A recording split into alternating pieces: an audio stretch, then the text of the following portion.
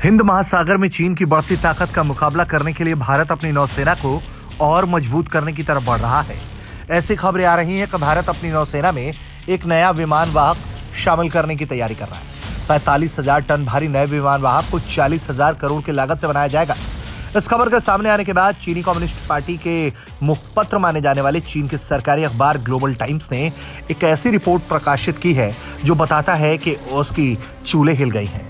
Global times ने अपने लेख को शीर्षक दिया है कि चीन के खिलाफ भारत की नई विमान वाहक की योजना उसकी छोटी सोच को उजागर करती है।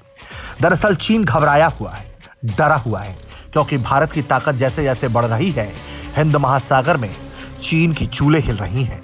चीनी अखबार का मानना है कि चीन का मुकाबला करने के लिए इस तरह के वो विमान वाहक पोत निर्माण कर रहा है और इसलिए उसे वो छोटी सोच मानता है।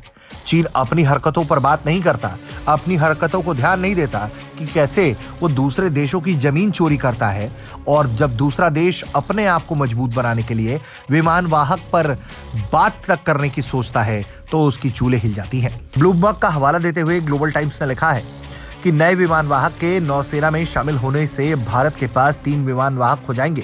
हिंद महासागर में भारतीय सेना के इस ताकत का प्रदर्शन ऐसे वक्त में होगा जब चीन की पीपल लिबरेशन आर्मी क्षेत्र में तेजी से अपना प्रभाव बढ़ा रही है। रिपोर्ट की इस बात का जिक्र करते हुए ग्लोबल टाइम्स ने बीजिंग स्थित एक सैन्य एक्सपर्ट से बातचीत का हवाला देते हुए लिखा कि दुनिया में बहुत से देश स्वतंत्र रूप से विमान वाहक पोत नहीं बना सकते, इसलिए इस लिहाज से भारत ने एक बड़ी उपलब्धि हासिल की है।